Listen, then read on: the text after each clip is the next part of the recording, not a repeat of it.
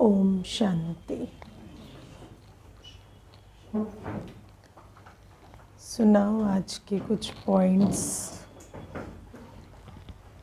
कुछ अगर विचार भी किया है वो भी सुना सकते हो। बाबा कहते हैं कि इस रुद्र ज्ञान यज्ञ की बड़ी पवित्रता है, इससे ही भारत स्वर्ग बनता है, इसकी हमें रक्षा। हमें रक्षा।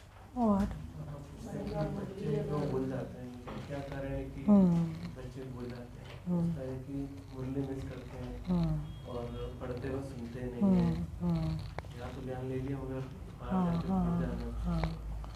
बाबा कहते हैं वो इक्वल टू तलाक है ना। माना तुम्हें पता भी नहीं चल रहा है तुम्हारा तलाक हो चुका है ना। आजकल ऐसे भी कहते हैं ना कि हमें डर लग रहा है रिश्ता ख़त्म ना हो जाए, ख़त्म ना हो जाए, तो हम बताते हैं आपका रिश्ता ख़त्म ऑलरेडी हो चुका है। जब अपने जीवन बताते हैं ना तो कई कहते हैं ऐसे सारी इतना बुरा चल रहा है, कहेंगे कि हमें बस डर लगता है ये रिलेशनशिप एंड ना हो जाए।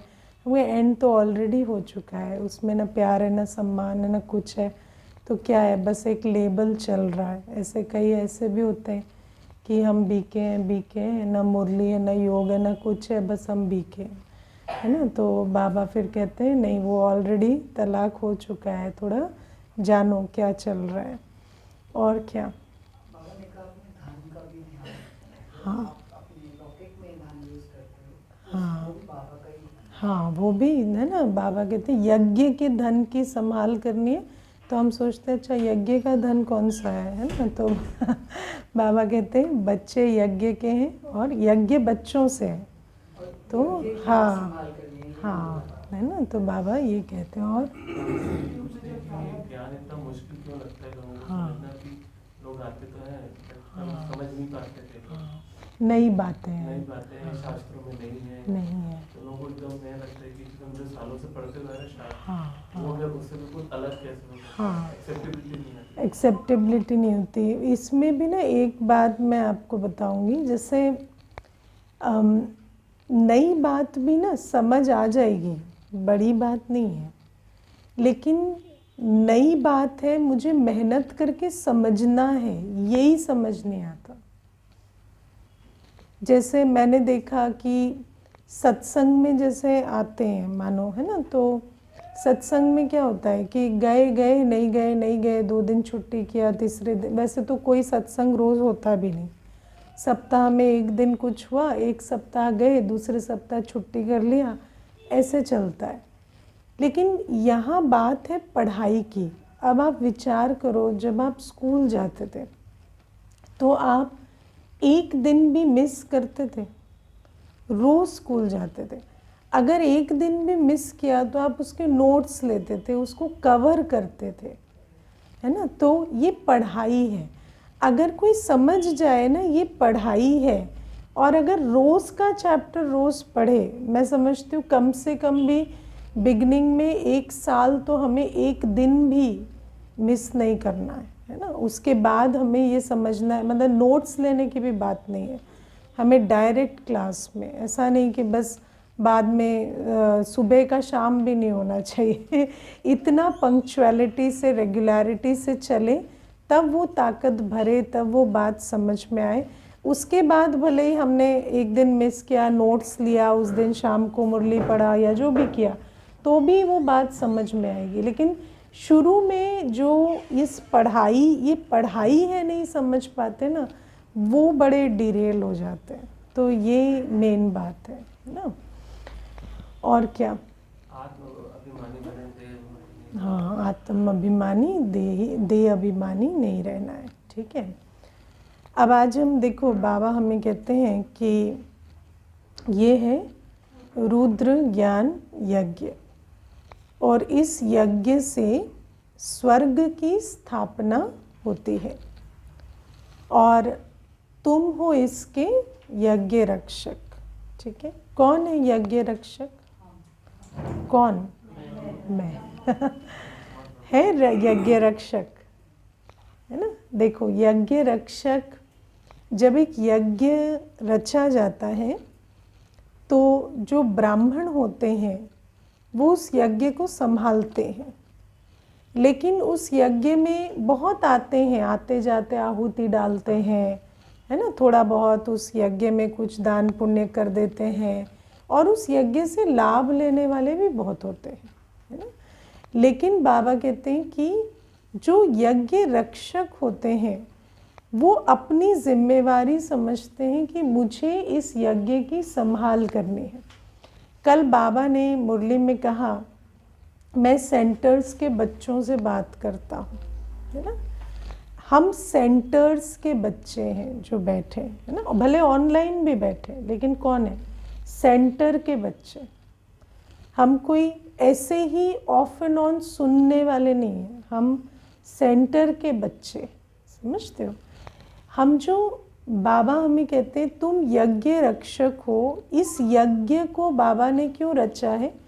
क्योंकि इस यज्ञ से पूरे स्वर्ग की स्थापना होगी, और उस स्थापना के लिए बाबा ने अपनी ये जो सेना है ये तैयार की है। जो बच्चे कोटों में कोई और कोई में भी कोई होता है, जो एक सेंटर से कनेक्ट होकर रोज़ मुरली सुनता है, पालना लेता है ना, ऑफ एंड ऑन वाले की बात नहीं कर रहे, जो रोज़ स्टूडेंट बन के चलते हैं, वो कोटों में कोई और कोई में भी कोई होता है। मैं समझती हूँ अगर आज भी हम हिसाब लगाएं कि कितने बच्चे हैं जो रोज़ मुरली सुनते भी हैं, है ना, और वो भी सेंटर से जुड़ के निमित्त के मुख से मुरली सुनते।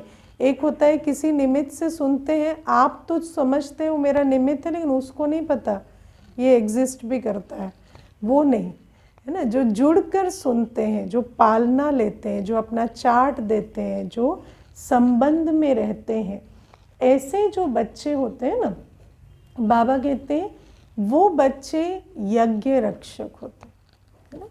और यज्ञ रक्षक, देखो दुनिया में जैसे रक्षक किसी को कहेंगे, सिक्योरिटी में होते हैं, या कोई सेना होती है, सेना भी क्या है? रक्षक है ना, देश की रक्षक होती है।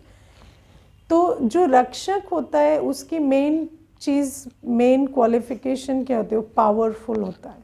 अगर जैसे दुनिया में बाबा ने आज बाहुबल कहा, तो बाहुबल नहीं होगा तो दुनिया में आप रक्षक नहीं बन सकते किसी भी प्रकार से। ऐसे बाबा हमें कहते हैं कि तुम भी यज्ञ रक्षक हो, तो रक्षक बनने के लिए हमारे अंदर भी बल चाहिए, है ना। और हमारा बल क्या है? ज्ञान बल, योग बल, धारणा का बल, पुण्य कर्मों का बल, है ना, दुआओं का बल। बाबा हमें कितने सारे बल देता है।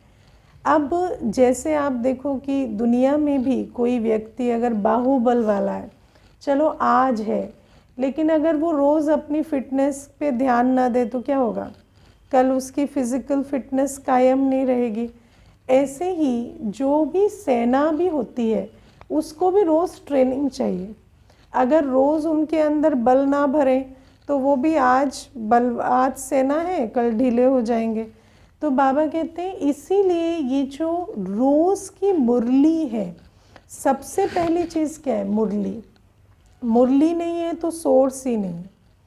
उसके बाद हम सोचे हम याद का बल भर रहे हैं, तुम कुछ नहीं भर रहे हो, तुम खाली सोच रहे हो, तुम ये बल भर रहे हो, वो बल भर रहे हो, तुमसे कुछ नहीं हो रहा।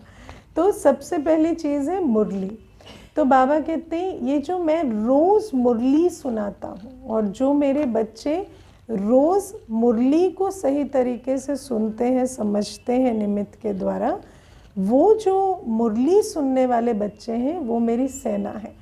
और मैं रोज़ मुरली क्यों सुनाता हूँ? रोज़ मुरली में याद पे अटेंशन दिलाता हूँ, धारणा पे अटेंशन दिलाता हूँ, सेवा पे अटेंशन दिलाता हूँ। क्यों? क्योंकि जितना हम बलवान बनेंगे उतना यज्ञ को शक्ति मिलेगी। और इस यज्ञ से सिर्फ ब्राह्मणों की पालना नहीं होगी या सिर्फ राजा नहीं बनेंगे, इस यज्ञ से तो पूरे स्वर्ग की स्थापना होगी। स्वर्ग में जो 33 करोड़ वाले नंबर पे भी आएगा ना, उसको भी इसी यज्ञ से पालना मिलेगी। लेकिन कल जैसे बाबा ने मुरली में हमें समझाया कि कोई बड़ा आदमी भी आता है तो ऐसा तो नहीं कि सारी दुनिया सम्मुख बैठ के और उससे मिल लेती है ना। बड़ा आदमी भी आता है तो उससे इनडायरेक्ट मिलते हैं, है ना। कोई कुछ होते हैं जो मिलते हैं। तो बाबा कहते हैं ऐसे ही जो डायरेक्ट बाबा को, आप सोचो 5000 वर्ष के कल्प में भगवान जो सर्व आत्माओं का पिता है, परम पिता है, वो एक बार आता है। लेकिन इस संगम युग में भी हर आत्मा ऐसी नहीं होती भाग्यवान कि वो भगवान से सम्मुख रोज मिले, है ना। रोज बाबा के सम्मुख बैठे, बाबा से डायरेक्शन ले, पालना ले, ऐसे सब नहीं होते। जैसे बाबा हमें बताते हैं ना, श्री कृष्ण इसी धरा पर आएंगे, है ना। श्री कृष्ण कोई स्वर्गलोक में नहीं, ये ऊपर स्वर्ग समझते थे ना पहले, तो ऊपर के स्वर्गलोक में या पाताल लोक में नहीं आएंगे। श्री कृष्ण इसी धरा पर आएंगे कुछ वर्षों के बाद। लेकिन बाबा कहते हैं दास दासी उनसे मिलेंगे, लेकिन प्रजा में भी बहुत ऐसे होंगे जो श्री कृष्ण को देखेंगे नहीं। जो नहीं जाएंगे कृष्णपुरी में वो तो बात ही छोड़ो, इतनी आत्माएं तो जाएंगी नहीं। लेकिन जो जाएंगे भी, उनमें से भी प्रजा में भी ऐसे होंगे जो कभी श्री कृष्ण को देखेंगे नहीं, है ना। क्योंकि महल के अंदर जाके देखना, बच्चा है वो कोई बाहर तो नहीं घूमेगा ना, तो महल के अंदर जाकर देखना, उनके साथ खेल पाल करना, वो भाग्य भी सबका नहीं होगा। तो बाबा ने कल हमें ये बात बहुत अच्छे से अंडरलाइन कराई थी कि जैसे बड़ा आदमी भी होता है तो उससे सब सम्मुख नहीं मिलते, ऐसे तुम बच्चे वो बच्चे हो जो डायरेक्ट परमपिता परमात्मा से मिलते हो, पालना लेते हो। और दूसरी बात, हर आत्मा को मुक्ति, जीवन मुक्ति की प्राप्ति तो होगी, लेकिन तुम्हारे द्वारा, है ना। बाबा ने कल कहा ना, जो बच्चे हैं उनसे मैं डायरेक्ट मिलता हूँ, वर्षा देता हूँ, लेकिन हर आत्मा को इस संसार में मुक्ति, जीवन मुक्ति की प्राप्ति होगी, क्योंकि हर एक भगवान को पुकारते हैं। लेकिन वो मुक्ति, जीवन मुक्ति की प्राप्ति उनको किन से होगी? बाबा से, हमारे द्वारा होगी। क्योंकि है तो सब कुछ मिलेगा तो बाबा से, लेकिन बाबा कहते हैं उनको डायरेक्ट नहीं मिलेगा, वो मुझे जानेंगे भी नहीं। कई ऐसे होते हैं अंत में जानेंगे, है ना। आप कहेंगे, जैसे कई ऐसे होते हैं ना, हम अपने जीवन में भी देखते हैं, जैसे हम कहेंगे ना बाबा कहता है ऐसे करो, बाबा कहते नहीं दीदी हमारे लिए तो आप ही बाबा है, आप ही जो कहते हो ना हम उसी को मानते हैं। हम कहेंगे नहीं ऐसा नहीं है, बाबा कहते हैं।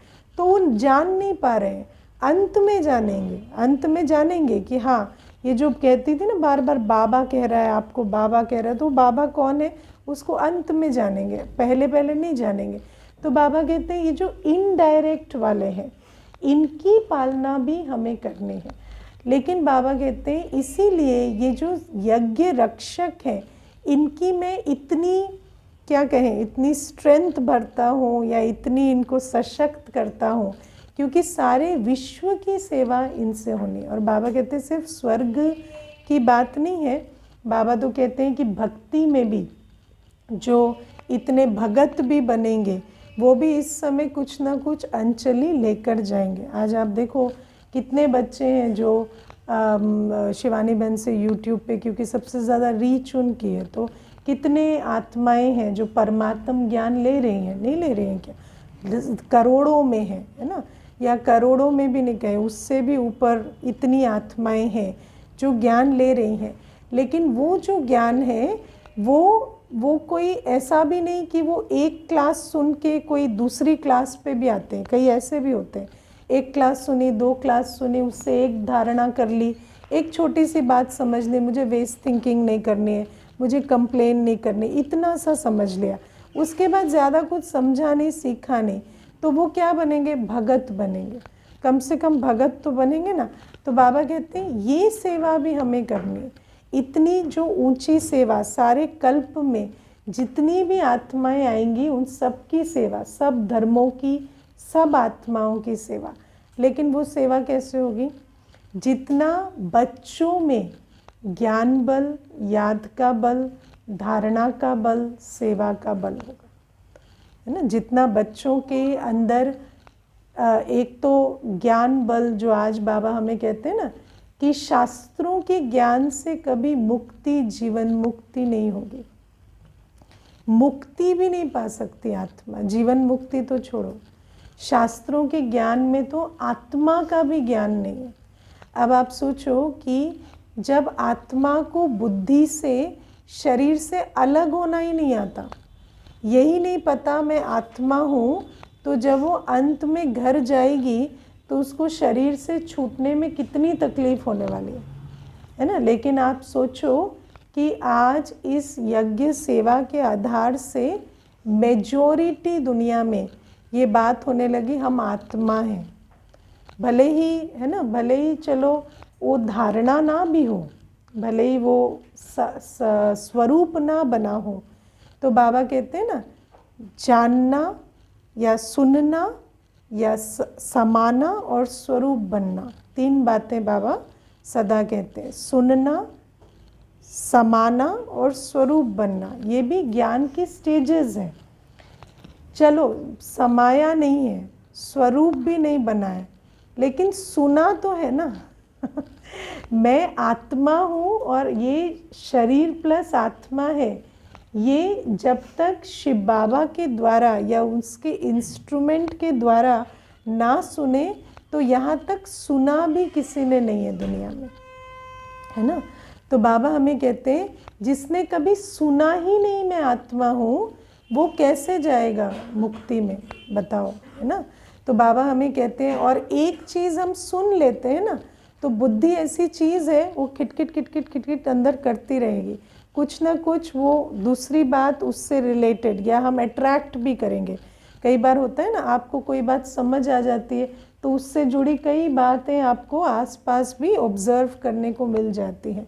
अब मैं आपको एक चीज़ बताऊं, जैसे बाबा कहते हैं ना कि भगवान एक है, तो हम लोग सोचते हैं इतना तो सबको पता ही है कि भगवान एक है, लेकिन मैं ऐसे इस यात्रा में कम से कम भी 10 आत्माओं से ऐसी मिली हूँ जिनको मैंने कहा कि भगवान तो एक है ना, तो कहते नहीं, एक कैसे है, भगवान तो बहुत सारे हैं, शुरू से हम बहुत सारे सुनते हैं। तो मैंने कहा नहीं, बहुत सारे सुनते हैं, जैसे कहते हैं वो रूप हैं, लेकिन है तो एक ना, तो कहते नहीं, एक नहीं है, बहुत सारे हैं, है ना। तो ये मैं आपको इतना भी बता रही हूँ कि इस यात्रा में हमने देखा कि हम जो एज्यूम करते हैं कि इतना तो पता ही होगा, और एज्यूम क्यों करते हैं, क्योंकि अपने अंदर तो अभी सब कुछ आ गया है ना, तो हमें लगता है अच्छा इनको इतना तो पता ही होगा, लेकिन ऐसी बात नहीं है। तो बाबा हमें कहते हैं आप सोचो कि कितनी बेसिक बातें, कि मैं एक आत्मा हूँ, मैं शरीर से न्यारी हूँ, या आत्मा के अंदर एक मन, एक बुद्धि, एक संस्कार है, या आत्मा के पास सोच की पावर है, या इतना कि मैं सोचता हूँ, सोच आती नहीं है, मैं सोचता हूँ, आई क्रिएट अ थॉट, इतना तक भी व्यक्ति को दुनिया में मालूम नहीं है। तो आप विचार करो, इतने शास्त्र पढ़ने वाले, सब कुछ पढ़ने वाले, दुनिया में इतना शुरू से, जैसे दुनिया में तो उसको ज्ञान ही कहते हैं ना, तो इतनी वेद शास्त्र होते हुए भी आत्मा को आज तक ये नहीं पता चला कि आत्मा का मन, बुद्धि, संस्कार है, और आत्मा अपने मन की मालिक है, रचयिता है।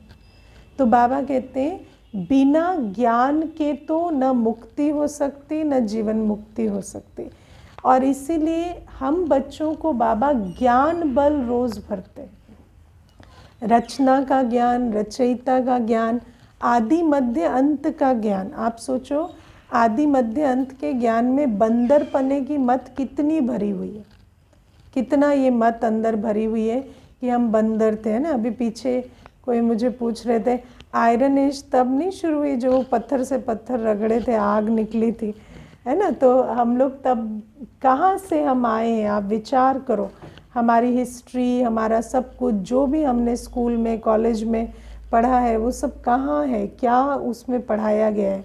तो बाबा हमें कहते हैं कि विचार करो कि ये जो तुमने ये सृष्टि चक्र का ज्ञान समझा कि वास्तव में एवोल्यूशन नहीं है, डेवोल्यूशन है, कि हम तो देवता से गिरते गिरते गिरते आ गए।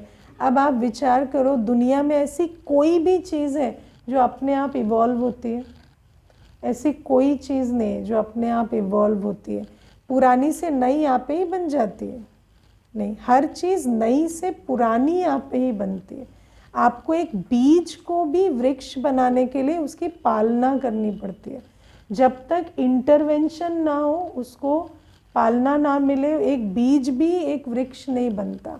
तो बाबा हमें कहते हैं, लेकिन कितनी बड़ी ये बात है कि सारी दुनिया की बुद्धि में ये भरा पड़ा है कि सारी दुनिया बहुत बंदर से मनुष्य जो है वो आप ही बन गए और हम इस प्रकार से इवॉल्व होते जा रहे हैं और नेचुरल एवोल्यूशन है।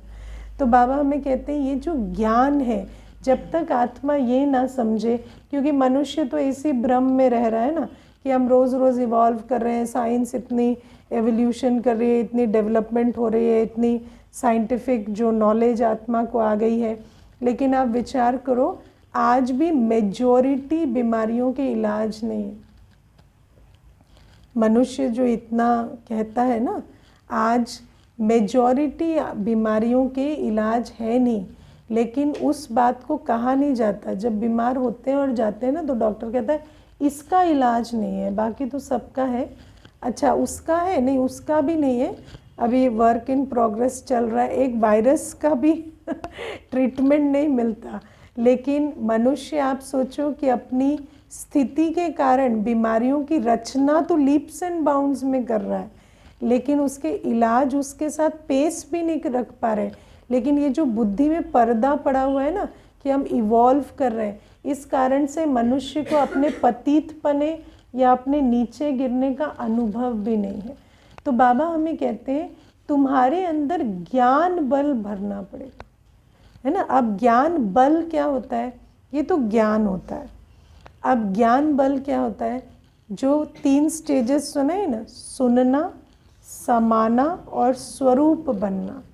तो बाबा कहते हैं जब तुम सुनकर समाकर स्वरूप बन जाओगे ना, तब उस ज्ञान को तुम दूसरे को सुनाओगे तो उसको तीर लगेगा। अब आप देखो, सुनने वाले सुना रहे हैं, राइट, लेकिन समाया नहीं है तो उनको भी समा नहीं रहा।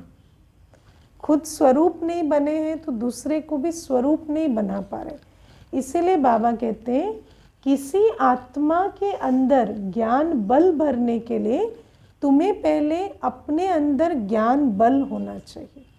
सिर्फ ज्ञान नहीं, सिर्फ सुना है, सुना दिया तो जैसे तुम्हारे जीवन में कोई परिवर्तन नहीं आया, उसके भी नहीं आएगा। इसीलिए बाबा रोज़ इस ज्ञान को इतना घिसते हैं हमारी बुद्धि में। देखा है, रोज़ रोज़। अब आप विचार करो, ऐसे कई शब्द हैं मुरली में। अभी मुझे पीछे एक बहन फ़ोन की थी कि बाबा 3 धर्म की स्थापना थोड़ी करते, एक ही की करते, है ना। अब आप विचार करो, 6 वर्ष से 7 वर्ष से ज्ञान में है, लेकिन क्या है, बहुत धीरे धीरे एक एक पॉइंट जो है वो बुद्धि में बैठती है। मेजॉरिटी मुरली तो हमें सुनाई ही नहीं देती।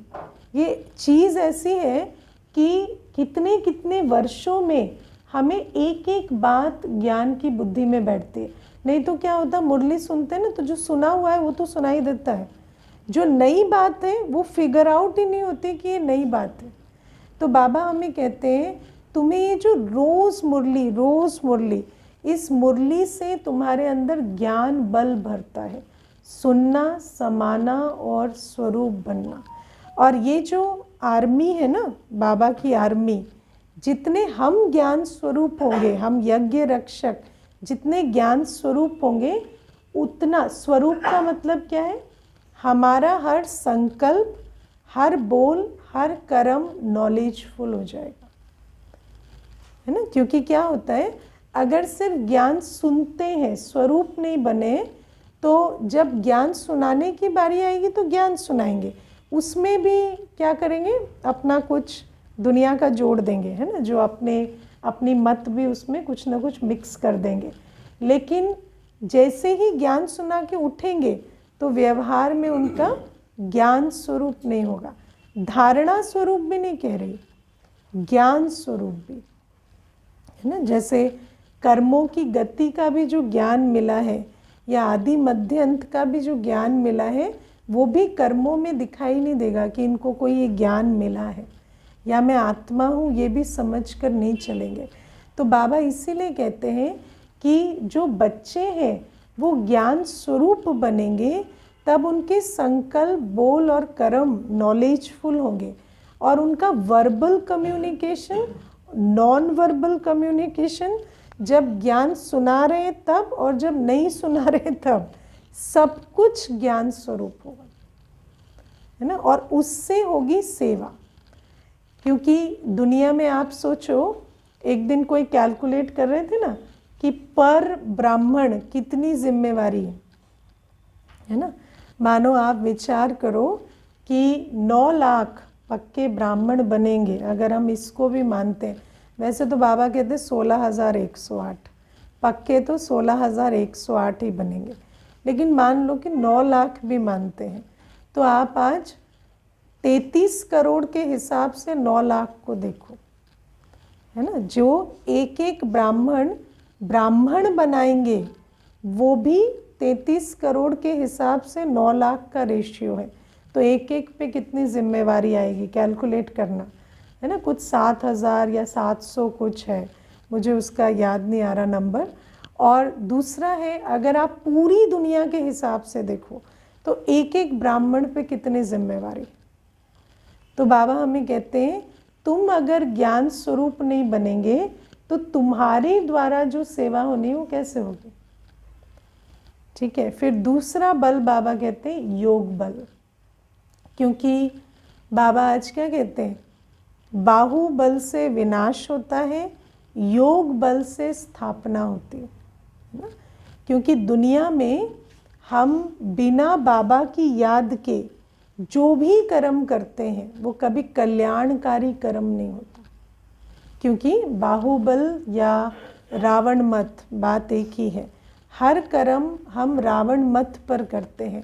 भले ही हमें ज्ञान है, लेकिन जब तक बाबा की याद का बल नहीं भरा है तो फिर कर्मों में गलतियां होती रहेंगी, हमारे कर्म युक्ति युक्त नहीं होंगे। तो बाबा हमें कहते हैं इसीलिए योग बल से काम लेना है। योग बल से काम लेते हैं।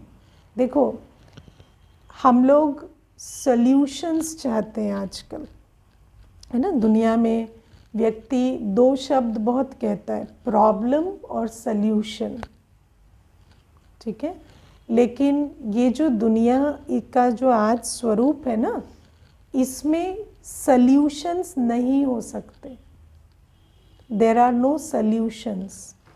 और अगर आप सल्यूशन का वेट कर रहे हैं तो सिर्फ एक चीज़ होगी, आपकी रूहानी यात्रा रुकी रहेगी। ठीक है।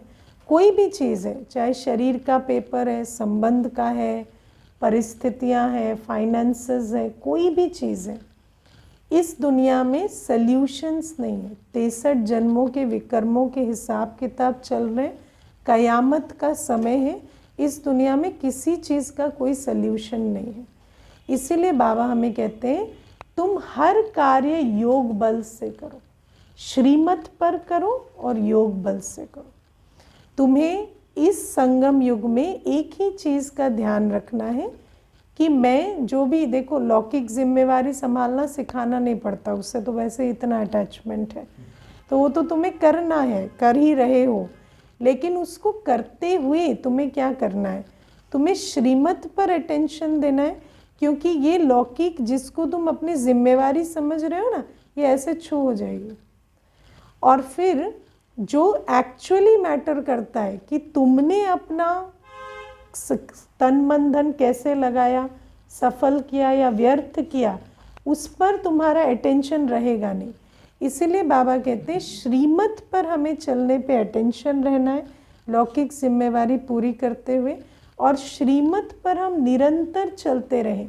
मेरा योग का चार्ट, मेरी मुरली, मेरी धारणा, मेरी स्थिति ऊंची बने, चढ़ती कला में जाए, इसके लिए मुझे क्या चाहिए, योग बल चाहिए। क्योंकि प्रॉब्लम्स एक नहीं है, प्रॉब्लम्स अनेक हैं और रोज़ बढ़ती चली जाएंगी। और हम सोचें कि प्रॉब्लम्स का सल्यूशन निकलेगा तब हम श्रीमत पे चलेंगे, तब हम पवित्र बनेंगे, तब हम योगी बनेंगे, तो ठीक है बैठे रहेंगे अंत तक, फिर माया लास्ट में ताली बजाएगी, है ना, कि वेरी गुड, तुम्हारा पूरा संगम युग मैंने वेस्ट करा दिया। अब आप सोचो कि जो आत्माएं कहती हैं कि ये प्रॉब्लम के कारण हम मुरली नहीं आए या ये प्रॉब्लम के कारण हम योग नहीं किए, उनको पूछो उस प्रॉब्लम के कारण आज खाना नहीं खाया है क्या? हाँ, आज बच्चों को स्कूल नहीं भेजा, आज भोजन नहीं बनाया, आज सफाई नहीं की घर की, आज जॉब पे नहीं गए, पैसा नहीं कमाया, सब कुछ करते हैं। आप सोचो कि हर प्रॉब्लम के बावजूद माया हमसे वो जो रावण राज्य है उसमें हम बाकी कर्म बंधन में फंसना, लिपायमान होना, वो सब कुछ करते हैं जिनको हम प्रॉब्लम्स कहते हैं उसके बावजूद। लेकिन जब हम बाबा के पास आते हैं तो हमें ऐसा लगता है कि श्रीमत पर हम तब चलेंगे जब हमारे प्रॉब्लम सारे सॉल्व हो जाएंगे, जब हमारे पास इनफ टाइम होगा, इनफ पैसा होगा, इनफ एनर्जी होगी, तब हम सेवा करेंगे, तब हम मुरली सुनेंगे। लेकिन बाबा कहते हैं ये माया की सबसे बड़ी ट्रिक है, सबसे बड़ी ट्रिक है कि माया कहेगी कि तुम्हें सल्यूशन मिलेगा और कहेंगे ना बाबा ठीक करेगा, बाबा ठीक करेगा तो यात्रा चलेगी। बाबा ठीक करेगा माया कह रही है, बाबा ठीक करेगा बच्चा नहीं कह रहा है, माया के वश कह रहा है। और वो ठीक कभी नहीं होगा क्योंकि ये बातें निरंतर बढ़ती चली जाएंगी। इसीलिए हमें योग बल से चलना है और धीरे धीरे ये जो योग बल है ये हमारी परिस्थितियों को भी अनुकूल बनाता जाता है। जैसे बाबा ने कल कहा ना, दुआओं का बल मिलता जाएगा तो पुरुषार्थ निरंतर सहज होता जाएगा। लेकिन पुरुषार्थ पहले पहले तो मेहनत से करना पड़ेगा ना। तो बाबा कहते हैं ये चीज़ भी हमें समझनी है कि योग बल से श्रीमत पर चलना है, योग बल से बैलेंस बनाकर लाइफ में चलना है। व्यवहार, परमार्थ, पुरुषार्थ, व्यवहार, परमार्थ और पुरुषार्थ। परमार्थ भी हो, सेवा भी हो, व्यवहार भी हो, जो अपना जो लौकिक जो कार्मिक सेटलमेंट है वो भी हो, और पुरुषार्थ भी हो। पुरुषार्थ माना आत्मा के अर्थ, पुरुष के अर्थ, जो मुझ आत्मा को करना है वो भी चलता रहे। ये जो पुरुषार्थ, व्यवहार और परमार्थ का बैलेंस है ये कैसे बनेगा? योग बल से बनेगा। अगर आत्मा सल्यूशंस के चक्कर में रहेगी तो ये बैलेंस हम बना नहीं पाएंगे। जहाँ भी नहीं, परमार्थ माना दूसरों के अर्थ, जो हम जो कहते हैं ना कि सेवा अर्थ। तो जैसे अभी हम करते हैं तो सेवा इज़ अ डिफरेंट सब्जेक्ट। सेवा, पुरुषार्थ अपना, जैसे ऐसा नहीं है कि मैं 10 क्लास कराऊंगी तो मेरी स्थिति बहुत अच्छी हो जाएगी, नहीं, वो तो अलग है। और मैं आपको बताऊं बेसिकली सेवा की भी क्वालिटी पुरुषार्थ के ऊपर डिपेंड करती है। आप सेवा भी विभिन्न तरीकों से कर सकते हैं, बिना धारणा किए भी कर सकते हैं, लेकिन सेवा में बल भी तब भरता है जब पुरुषार्थ। जैसे व्यवहार में भी आप, एक होता है कर्म कुटते हुए भी व्यवहार में चल सकते हो, एक होता है कर्म बंधन चुक्त भी कर सकते हो, लेकिन ये सब कुछ में जो प्राइमरी है वो पुरुषार्थ है, क्योंकि व्यवहार की क्वालिटी या परमार्थ की क्वालिटी भी पुरुषार्थ पे डिपेंड करती है। तो बाबा इसलिए आज हमें अंडरलाइन कराते हैं कि तुम्हें योग बल से काम लेना है। स्थापना योग बल से होगी, स्थापना बाहुबल से नहीं होगी। बाहुबल माना एक्विजिशन, अटेनमेंट, ना दुनिया के हिसाब से प्रोग्रेस जिसको कहते हैं, या बहुत सफलता मिल रही है, बहुत अच्छा चल रहा है, उस प्रकार से स्थापना नहीं होगी। स्थापना योग बल से होगी। तीसरी बात भी आज बाबा हमें धारणा पर भी अटेंशन दिलाते हैं ना, कि जो धारण करेंगे कराएंगे ना, वही स्वर्ग की स्थापना में मददगार बनेंगे। आज तो वैसे बाबा ने हमें ज्ञान की पॉइंट्स की धारणा भी, उस पर भी अंडरलाइन कराया है ना। बाबा ने कहा कि मुख्य धारणा तो ये है कि निराकार बाप मुझे पढ़ा रहे हैं, यह सृष्टि चक्र के रूप में चलती है, लेकिन जब हम कन्वेंशनली धारणा की बात करते हैं तो धारणा माना गुणों की धारणा, है ना। तो बाबा हमें कहते हैं जितना हम गुण स्वरूप होंगे उतना हम दूसरे को भी गुण स्वरूप बनाएंगे। धारणा माना स्वरूप बनना, जो आपको बताया ना 3 स्टेजेस। तो स्वरूप बनना, चाहे ज्ञान स्वरूप बनना, चाहे याद स्वरूप बनना, चाहे गुण स्वरूप बनना, तीनों को धारणा कहते हैं। तो बाबा कहते हैं जब हम जितने धारणा युक्त होंगे उतना दूसरे को धारणा करा सकेंगे। जैसे जितना ज्ञान आएगा उतना सुनाएंगे ना ऐसे जितना धारणा स्वरूप होंगे उतना धारणा करा सकेंगे, जो पॉइंट पहले भी डिस्कस हुई। चौथी बात बाबा कहते हैं सेवा। तो बाबा कहते हैं ये जो ब्राह्मणों का तन मन धन है ये विश्व कल्याण के लिए है ना। और आज बाबा ने खास कहा तुम्हें पैसे की बहुत कदर होनी चाहिए, यज्ञ का धन की बहुत कदर होनी चाहिए कि ये जो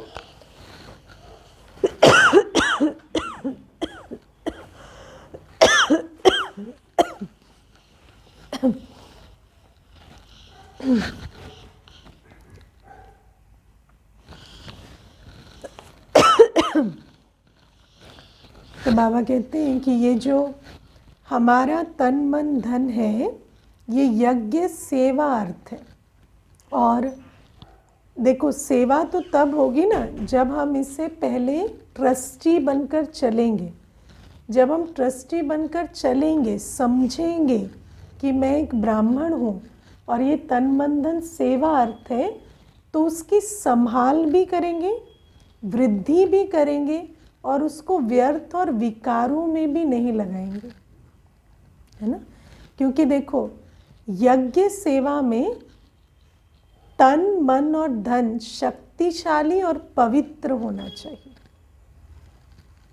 यज्ञ सेवा में जो तन मन और धन लगता है वो कैसा चाहिए? शक्तिशाली चाहिए, पवित्र चाहिए। तन की शक्ति भी चाहिए, मन की शक्ति भी चाहिए और धन की शक्ति भी चाहिए। धन है ही नहीं तो कहाँ से लगाएंगे। तो तन की शक्ति, मन की शक्ति, धन की शक्ति हो, ये भी बाबा कहते हैं। ऐसा नहीं कहते कि तुम तन का ध्यान ही नहीं रखो, संभाल नहीं करेंगे तो शक्ति कैसे भरेगी। तो संभाल भी करो लेकिन साथ साथ प्योरिटी पे भी अटेंशन दो। क्योंकि अगर तन बहुत शक्तिशाली है, दुनिया में बहुतों के शरीर है बहुत शक्तिशाली है, लेकिन जिस आत्मा में प्योरिटी नहीं वो अपना तन कहीं सफल कर सकती है? खाली खाते हैं, जिम जाते हैं और बिस्तर पकड़ के सोते हैं, है ना। व्यक्ति क्या करता है आज? बॉडी बिल्डिंग करता है, खाता है, जिम जाता है और बिस्तर पकड़ के सोता है तो बाबा कहते हैं तन की शक्ति यज्ञ सेवा में तब लगेगी जब आत्मा ज्ञान स्वरूप योगी होगी, पवित्र होगी। मन की शक्ति, आप कही है मन बहुत चलता है ना, मनसा की बहुत कैपेसिटी है, ओवर थिंकिंग से जीवन बर्बाद हो रही है, लेकिन उनको कहो एक श्रेष्ठ संकल्प नहीं ले सकते। तो मन में ताकत भी होनी चाहिए, बुद्धि में भी ताकत होनी चाहिए, लेकिन प्योरिटी भी चाहिए, है ना। कई हैं जिनकी बुद्धि बहुत अच्छा काम करती है, लेकिन बहुत अच्छे राइटर हैं, बहुत अच्छे थिंकर हैं, लेकिन ज्ञान की बातें सोच सके, लिख सके, वो ताकत नहीं है। क्योंकि पवित्रता चाहिए। बुद्धि तो है लेकिन उस बुद्धि में तंत्र नहीं है, मन तो है लेकिन उस मन में प्योरिटी नहीं है। तो बाबा कहते हैं तुम्हें सर्विसेबल होने के लिए अपनी बुद्धि को, मन को ऐसा लायक बनाना पड़ेगा। और वो लायक बना कैसे आता है? प्योरिटी से आता है। अगर मन में हाँ वो थॉट्स नहीं आएंगे। और प्योरिटी के बहुत सारे डायमेंशंस हैं। Purity is not one dimensional. Celibacy से शुरू होती है लेकिन बहुत सारी चीज़ें, है ना। प्योरिटी में बहुत सारे एस्पेक्ट्स आते हैं। तो बाबा कहते हैं जब सब चीज़ों की प्योरिटी होगी ना, तब मन में, बुद्धि में, शरीर में ताकत भरेगी। और साथ में संभाल भी करनी है। ऐसा भी नहीं कि संभाल नहीं किए और इधर, है ना, वेस्ट हो गया। या शरीर भी जो है, कई बार क्या है बहुत प्योर बने, योगी बने, लेकिन शरीर की भी संभाल नहीं की तो शरीर भी काम नहीं आ सका। बाबा कहते धन भी है तो धन कमाओ भी, धन में शक्ति भरने में बुराई नहीं है, लेकिन साथ साथ धन में भी प्योरिटी हो और आत्मा में भी प्योरिटी हो, क्योंकि जितना धन बढ़ता है उतना लोभ भी बढ़ता है ना। तो जब तक आत्मा में प्योरिटी नहीं है तो धन तो बढ़ेगा लेकिन वो सफल नहीं होगा, वो और ही वेस्ट और विकारों में ज़्यादा जाएगा, है ना। हाँ, क्या कह रहे हो? सर, मैं थॉट्स की बात करें, कई बार होता है हम दिन भर बहुत पॉजिटिव सोचते हैं, बहुत पॉजिटिव रहते हैं कुछ दिन, और वो नहीं होती, और कहीं कुछ नेगेटिव सोचते हैं एक बार भी वो तुरंत हो जाती है। तो उसमें आत्मा की मतलब पावर क्या होती है? बताए ना, देखो जैसे कल ये बात समझा रहे थे ना, कॉन्शियसनेस, है ना। तो देखो बेसिकली हम जो पॉजिटिव थिंकिंग कर रहे हैं, अभी मैं आपको एक इसमें भी बात बताती हूँ। आपको लग रहा है आप बहुत पॉजिटिव सोच रहे हैं और बहुत कम नेगेटिव सोच रहे हैं, लेकिन आप कॉन्शियसली बहुत पॉजिटिव सोच रहे हैं, कॉन्शियसली बहुत कम नेगेटिव सोच रहे हैं, लेकिन सब कॉन्शियसली आप बहुत नेगेटिव सोच रहे हैं और बहुत कम पॉजिटिव सोच रहे हैं। दैट इज़ द थिंग, क्योंकि जो हमारा सबकॉन्शियस है, सबकॉन्शियस कैसा है, सबकॉन्शियस को हम इस प्रकार से डिपिक्ट करते हैं आइसबर्ग की तरह ना, कि 90% इज़ बिलो और 10% दिख रहा है, तो उस 10% में तो हमने बहुत चेंज ले आया है। लेकिन जब हम प्योरिटी कहते हैं ना, प्योरिटी एक तपस्या है, प्योरिटी एक अवस्था है जो तपस्या से बनती है।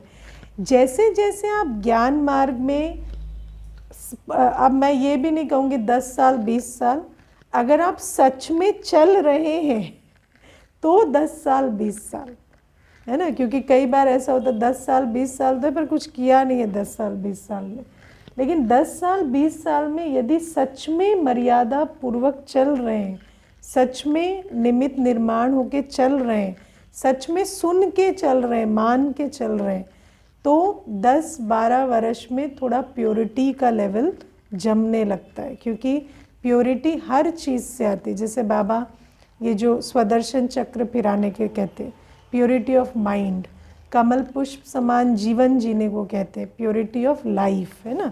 वाणी हमेशा हमारी नॉलेजफुल हो, प्योरिटी ऑफ स्पीच। तो ये हर प्रकार की हमें बाबा प्योरिटी सिखाते हैं, और जब हम हर प्रकार की प्योरिटी से चलते हैं और उसका बल भरता है, तब आप देखेंगे कि वो जो सब कॉन्शियस है वो क्लीन होने लगता है ना। और जैसे ही सब कॉन्शियस क्लीन होने लगता है ना, तो इसका उल्टा होगा। आप एक भी पॉजिटिव थॉट लेंगे वो फटाफट मटेरियलाइज होगा। तब आपका जो कॉन्शियस माइंड है वो जो सोचेगा वो करेगा, आपके शुभ संकल्प सिद्ध होना शुरू होगा। ठीक है। तो बाबा हमें आज कहते हैं कि ये जो तन मन धन है, इसमें शक्ति भी भरनी है, संभाल भी करनी है, और अपने अंदर पवित्रता को इतना धारण करना है कि ये सब कुछ सफल हो सके। क्योंकि यज्ञ सेवा किनसे होगी? ब्राह्मणों से होगी, यज्ञ रक्षकों से। और यज्ञ रक्षक जितना अपनी स्थिति बनाएंगे, जितना बल भरेंगे, जब हम बल की बात करें तो पवित्रता का बल, जो मुख्य बल है वो भूल गए, है ना। तो पवित्रता का बल जितना हम अपने अंदर धारण करेंगे, उतना इस यज्ञ से, ये जो थोड़े से हम बैठे हैं ना, भले ऑनलाइन और ऑफलाइन मिला के मानो 100-150 जो भी अभी बैठे हैं, इनके द्वारा अनेकों की, करोड़ों की सेवा हो जाएगी।